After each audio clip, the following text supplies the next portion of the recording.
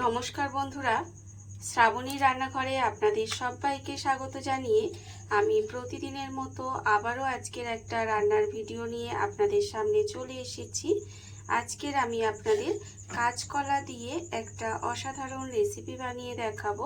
আশা করি আপনাদের ভালো লাগবে। তার জন্য কিন্তু আমার পুরো ভিডিওটা আপনাদের দেখতে হবে। আর দেখা শুরু করার আগে একটা লাইক দেবেন, সুন্দর একটা কমেন্ট করবেন আর শেয়ার করতে ভুলবেন না। তাহলে চলুন আজকের আমি এই কাঁচকলা দিয়ে কি বানাই সেটা আপনারা একবার দেখে নিন। রান্নাটা করার জন্য প্রথমে আমি এখানে দেখুন গ্যাসটা অন করে একটা কড়া বসিয়ে দিয়েছি। এইবারে আমি কড়ার মধ্যে দিয়ে দেব সর্ষের তেল। এখানে কিন্তু আমি রান্নাটা সর্ষের তেলেই করব, আর আপনারাও চেষ্টা করবেন সর্ষের তেলে করার। দেখুন তেল কিন্তু কড়াই দিয়ে দিয়েছি। এইবারে প্রথমে তেলটাকে খুব ভালোভাবে গরম করে নেব। তেলটা আমার এখানে গরম হয়ে গেছে। তেলটা কিন্তু প্রথমে খুব ভালোভাবে গরম করে নিয়েছি। এইবারে এর মধ্যে দিয়ে দিলাম আমি অল্প সামান্য একটু নুন দিয়ে দিলাম। নুন দিয়ে আমি কিন্তু প্রথমে দিয়ে দেব এখানে কাঁচকলা। দেখুন এখানে কিন্তু প্রথমে আমি একটা কাঁচকলাকে একটু এইভাবে কেটে রেখেছি খোসা ছাড়িয়ে। সেই কাঁচকলাগুলো কিন্তু আমি এখানে প্রথমে দিয়ে দিলাম। কাঁচকলাগুলো দিয়ে আমি কিন্তু প্রথমে উল্টে পাল্টে লাল করে একটু ভেজে নেব। কাঁচকলাটা কিন্তু প্রথমে উল্টে পাল্টে একটু লাল করে ভেজে নিতে হবে। আর আমি প্রতিদিনের মতো আপনাদের একটা কথাই বলবো যে প্লিজ আমার ভিডিওটা আপনারা টেনে টেনে দেখবেন না, পুরো ভিডিওটা দেখুন। আশা করি আপনাদের ভালো লাগবে।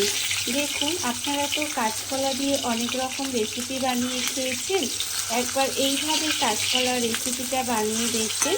আশা করি আপনাদের ভালো লাগবে।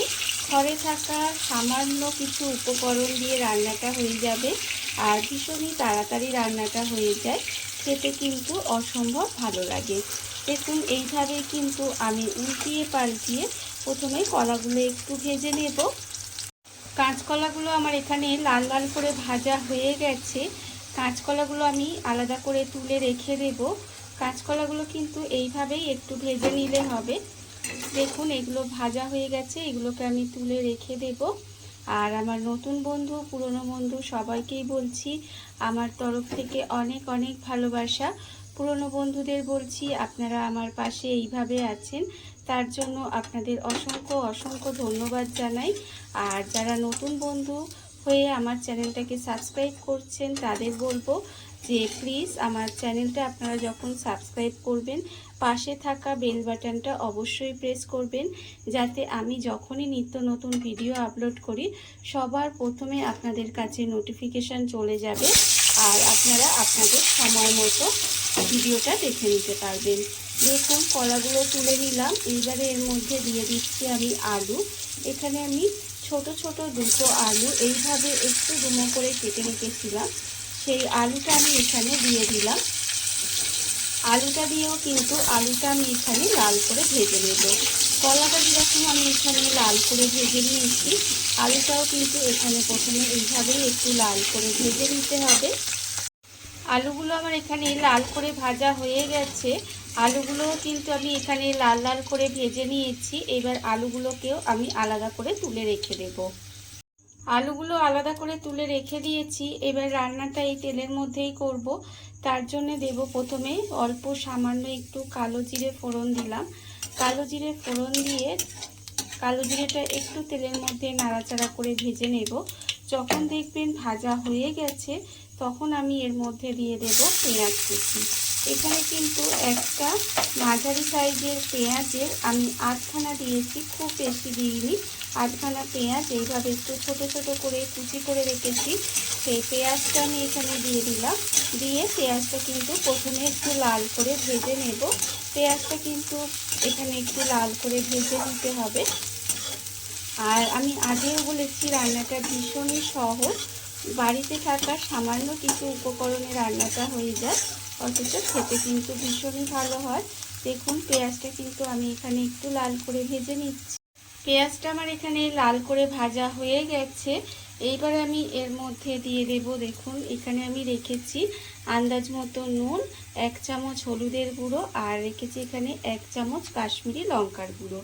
এই গুঁড়ো মশলাগুলো কিন্তু সামান্য কয়েকটা গুঁড়ো মশলা আছে, এই গুঁড়ো মশলাগুলোও কিন্তু এর মধ্যে দিয়ে দিলাম। দিয়ে তেলের মধ্যে একটু নেড়ে ছেড়ে নেব। আর এই সময় কিন্তু এর মধ্যে দিয়ে দেব আর যে কলা আর আলুটা এখানে আমি ভেজে রেখেছিলাম, সেই কলা আর আলুটা কিন্তু এর মধ্যে দিয়ে দিলাম। কলা আলুটা দিয়ে কিন্তু একই সঙ্গে খুব ভালোভাবে কষিয়ে নেব। এটা কিন্তু মানে একটু মশলার সঙ্গে খুব ভালোভাবে কষিয়ে নিতে হবে। দেখুন এইভাবে কিন্তু 5 থেকে 7 মিনিট মতো একটু মশলার মধ্যে দিয়ে কষিয়ে নেব। মশলার সঙ্গে আলু কলাটা দিয়ে এখানে কিন্তু খুব ভালোভাবে কষানো হয়ে গেছে। আর এটা কিন্তু একটু সময় কষিয়ে নিতে হবে, যেহেতু মশলাটা আমি দিয়েছি।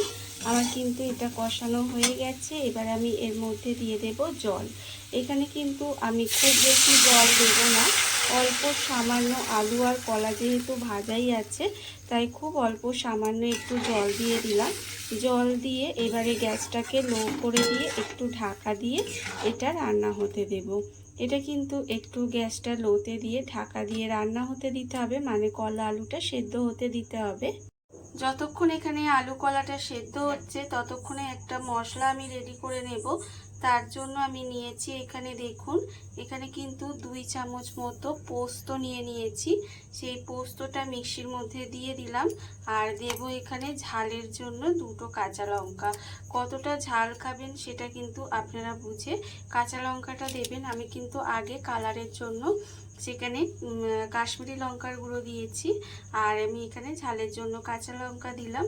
আমি পোস্ত আর কাঁচা লঙ্কাটা দিয়ে এবার এটা প্রথমে শুকনো গুঁড়ো করে নেব, তারপরে কিন্তু এটাকে জল দিয়ে একটু পেস্ট করে নেব। যে পোস্ত আর কাঁচা লঙ্কাটা আমি এখানে বাটতে দিয়েছিলাম সেটা কিন্তু বাটা হয়ে গেছে। দেখুন এইভাবে আমি বেটে নিয়েছি। আর অন্যদিকে দেখুন আমি এখানে যে কাঁচকলা আলুটা আমি এখানে সেদ্ধ হতে দিয়েছিলাম, মানে গ্যাসটা লোতে দিয়ে ঢাকা দিয়ে এটা রান্না হতে দিয়েছিলাম। এটাও কিন্তু খুব ভালোভাবে কলা আর আলু সেদ্ধ হয়ে গেছে। আপনাদের দেখাই, দেখুন এই দেখুন। আর কলা তো সেদ্ধ হয়েই গেছে, এখানে নরম হয়ে গেছে কলা, দেখতেই পাচ্ছেন।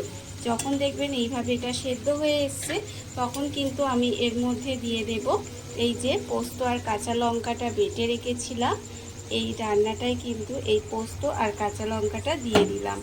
এই পোস্তটা দিলে কিন্তু এর স্বাদটা অন্যরকম আসবে, খেতেও কিন্তু অসাধারণ লাগবে।